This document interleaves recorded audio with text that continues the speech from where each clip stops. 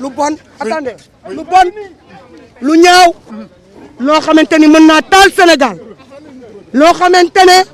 man si sama bopp tey dama am gàcce comme nag ñoom dañoo am droit am intention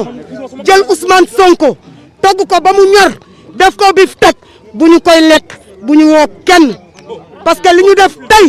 moom mooy lu gën a bon. Nous avons quitté la salle, le président est là, Madame Aïssatou Sabara est là, Monsieur Cheikh Bamba Dièye est là, les députés yi nga xamante ne on a fait bloc autour de Ousmane Sonko. On a fait bloc autour de Ousmane Sonko. Donc je pense que cette fois-ci, trop c'est trop, la République a encore chaviré, le pays s'est incliné. Je vous laisse avec le président, merci beaucoup. Alors, président, situation bi lan la exactement. waaw situation bi lenn la mooy amal nañu plénière bi ñu amalee plénière bi li ñu war a wax nañu ko débat amu fa mais def nañu li ñuy wax question préalable portée par Toussaint Manga posé nañu question yu njëkk yi. mooy benn bureau bi dafa violé li nga xamante ne mooy liggéey bi mbaroon a def ndax bi ci jiitu mooy article 17 dafa wax ne pour ñu taxawal commission ad hoc dafa war a doon sujet boo xamante ne dafay déterminé te contre X ñëpp xam nañ ne loolu du lu déterminé ba tax na loolu tax na Toussaint bi mu jëlee discours indi na li nga xamante ne ay erreur la yoo xam nekk na ci lii bi ndax procureur bi réquisitoire am dafa wax ne contre X waruñ cee mën a yëkkati maraanum kiraayu ab député. loolu nag moo waral ñoom tappale yi ñuy def ak caaxaan yi moo waral bëgguñu presse bi jege fii mais bis ni ki tey assemblée nationale duutuñ fi amalati dara ab député di taxaw ci kaw tëli ñu koy introsé assemblée la ñu moom ci buntu bi la ñuy waxee ba kenn tee ñu fi waxee loolu bis ni ki tey jeex na fii la ñuy waxee ndax fii la ñu moom ab député warul a taxaw ci kaw tëli di wax gendarmerie dañu war a protéger police dañu war a protéger mais waruñu ñëw bàyyi ñuy taxaw ci kaw yi tëli député bu fi oto laal wala dara kan mooy responsable président Macky Sall parce que moo ñu bëgg a imposer ak dictateur la bëgg a doon bëgg ñu ko imposer te loolu duñ ko mas a nangu. donc da ngeen suspendre travaux yi su ma déggee. non nun dañoo génn bàyyi leen fa dañoo buudee dem suñu yoon parce que la ko waral mooy teguñ ko ci dëgg ndax yoon may nañu ñu def rappel au règlement article 71 président Moustapha Guirassy def na ko bi mu ko defee président Niass dafa bañ na ko du ko jox kàddu. te waroon nañoo mën a ubbi débat aussi ku bëgg a laaj li mu war a laaj mais dañu bañ ne amul débat non amul ma ne Mame Diarra def na ko ñu bari def nañu rappel au règlement mais li wér ca wóor mooy. jot ngeen procès verbal bi ba léegi. procès verbal jotuñu dara gisuñu benn dossier rapport bi nga xam ne moo nekkoon ca commission ba mooy rapport bii lii moom la ñu jot mi ngi nii mooy rapportu commission bi. te ci biir rapport commission bi wax nañ ko ci lu bari leeral wane ne contre X waruñ cee mën a yëkkati maraanum kiraayu ab député waaye daal li ñu gis mooy nguur goo xamante ne ay affaire dictature man doole lay doxee ndax dem na ba àgg sax ci article 61 dafa wax ne fépp foo xamante ne assemblée nationale séance la bu muy def ministre da koo war a teewe gouvernement da koo war a teewe mais commission des lois sax ministre bi ñëwul gouvernement kenn teewul. bi ñu commencé ba léegi li ñu gis rek mooy dañuy violer li nga xam ne mooy sart yi nga xamante ne moo tënk assemblée nationale ca loolu ñun duñ si ànd danañu ko xeex duñ ko mas a bàyyi ma jox ko Bamba.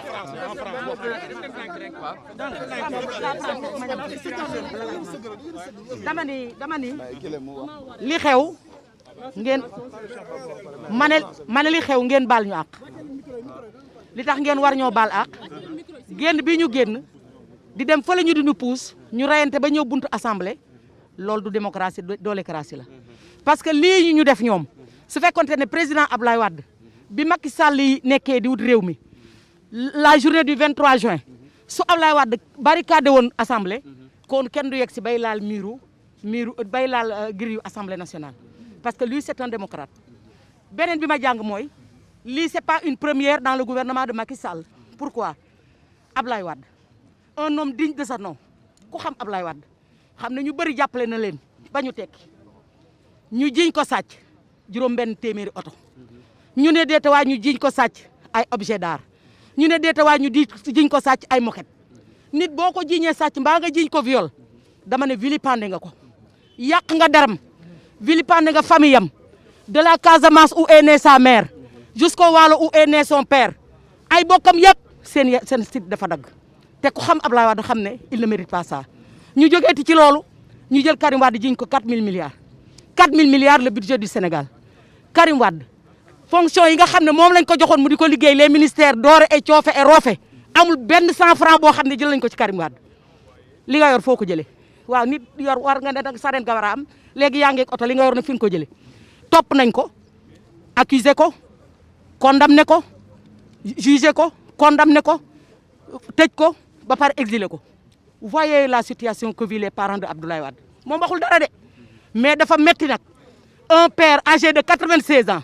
ñu séparé la par de fausses accusations à ton fils aîné nga nekk mu nekk fële ca Qatar nga nekk fii ci Sénégal te ku ne xam na ne fraîcheur baay ak doom dafa neex lool ci xam ak xale rawatina mag.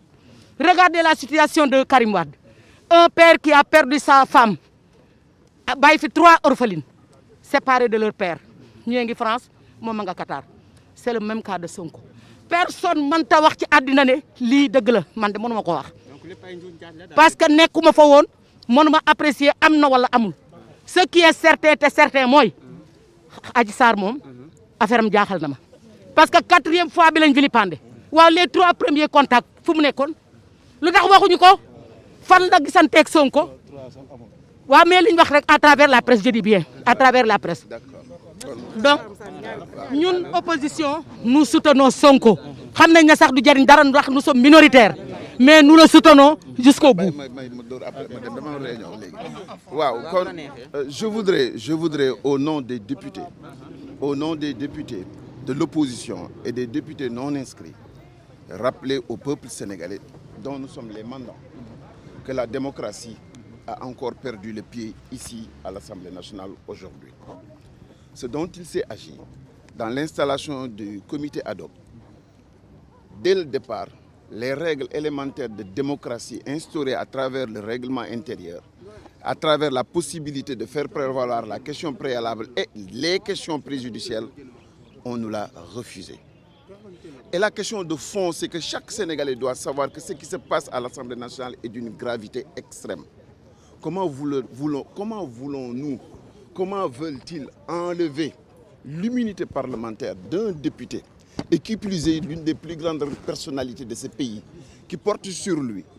l'aspiration, le sentiment positif de milliers, voire des centaines de milliers de Sénégalais? Comment voudrait-on, dans une démocratie, lever son immunité parlementaire alors que dès le départ, les règles de transparence, de régularité n'ont pas été respectées? C'est une question essentielle que chaque Sénégalais doit se poser.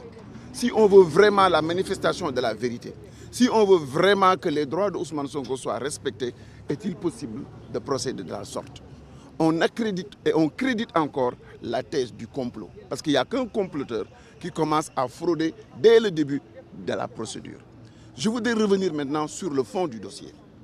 Ce dont il s'agit, on veut aujourd'hui que l'Assemblée nationale se substitue au système judiciaire, ce que nous refusons. Le législateur a séparé le pouvoir judiciaire du pouvoir exécutif et du législatif. Lorsque le législateur a proclamé l'immunité, l'inviolabilité de la personne du député, c'était pour le protéger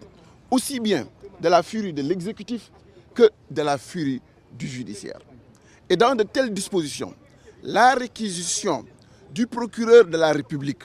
à l'endroit du juge d'instruction est très claire. Ce qui est visé là-bas, c'est un X qu'il faut aller chercher, alors que nous savons que Ndeye Khady Diagne est poursuivi, entre autres, pour proxénétisme, etc.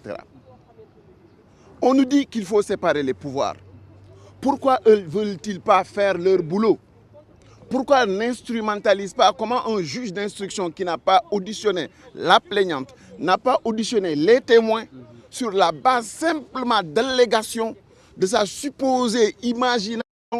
débordante, il puisse penser un X qui logerait à l'Assemblée nationale? Vous fouillerez les 165 députés de l'Assemblée nationale. Il n'y a pas une femme ou un homme qui porte le nom ou le prénom de X. Il faut qu'on soit sérieux. La justice, c'est les procédures. La procédure fait le droit. La procédure donne aux citoyens la possibilité de faire valoir ses droits. Parce qu'il s'agit, si on les laisse passer, après avoir levé l'immunité parlementaire de Ousmane Sonko, d'attenter à ses libertés, d'attenter à l'espoir qu'il suscite pour certains de nos Sénégalais qui sont nombreux. Et cela n'est pas acceptable. Dans le jeu démocratique, il faut accepter, exister et laisser les autres exister. Il faut accepter, respirer et laisser les autres respirer. Ce dont il s'agit encore aujourd'hui, c'est comme on l'avait fait pour Khalifa Ababacar Sall, en niant le fait qu'il n'a pas été assisté par un avocat lors de son audition à la police, en niant de manière flagrante son immunité parlementaire. Les mêmes faits se rappellent à nos souvenirs aujourd'hui, au nom de quoi la République sénégalaise, la démocratie sénégalaise se fourvoie, que la justice sénégalaise se fourvoie et devienne l'instrument de politique à travers 2 cabinets parmi 10, le premier cabinet et le 8e cabinet, qui sont des mouroirs à politique. Parce que c'est ça la réalité, il y a danger sur le Sénégal. Sans préjuger de qui est coupable ou qui n'est pas coupable, si vous voulez la tête de Ousmane Sonko, nous vous imposerons le fait de respecter la procédure, de respecter ses droits. Et à l'examen du dossier,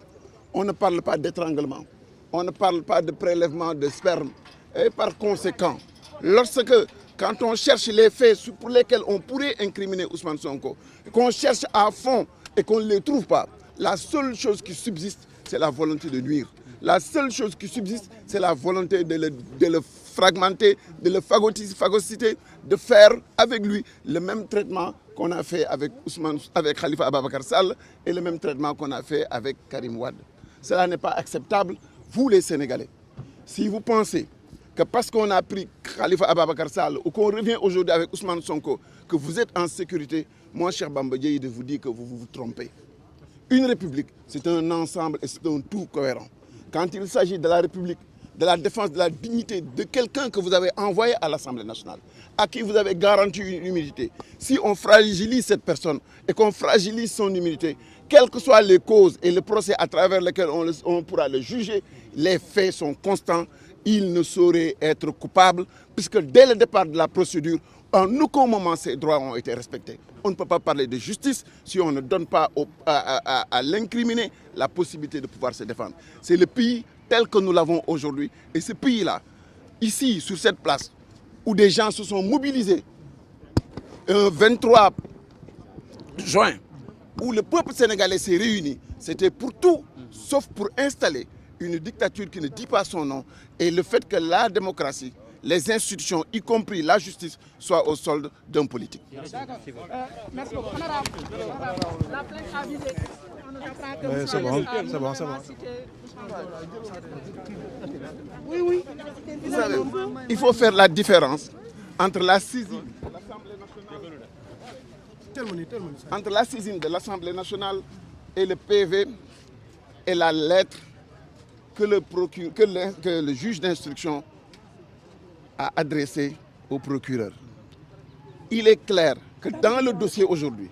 et nous avons la liberté d'invoquer ce dossier et d'évoquer ce dossier, puisque vous les journalistes, vous les avez. Tous les Sénégalais les ont. Et ce débat-là est un débat national, on ne peut pas le cacher. Et c'est la raison pour laquelle, moi je pense que le pire des criminels doit avoir le droit à un procès équitable et à un règlement de son dossier dans la transparence et l'équité pour faire préserver ses droits. Si vous voulez attenter à la liberté d'un député en massacrant ses droits, vous ne construisez qu'une dictature et vous niez ses droits. Ces faits-là sont là disponibles. Dans le juge d'instruction, on n'a entendu personne. Il s'est basé sur des PV de gendarmerie, de la section de recherche, et ce sont des PV où il a été clairement dit qu'ils sont à la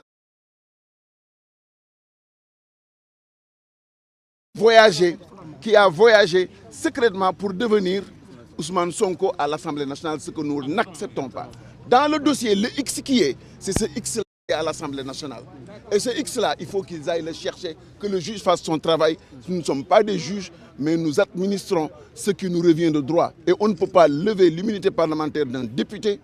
dans de telles conditions. Ce n'est pas acceptable. Est-ce que Moustapha Niasse a cité Ousmane Sonko? Je laisse ma collègue. Mais il l'a cité nommément, parce que monsieur Moustapha Niasse nous a dit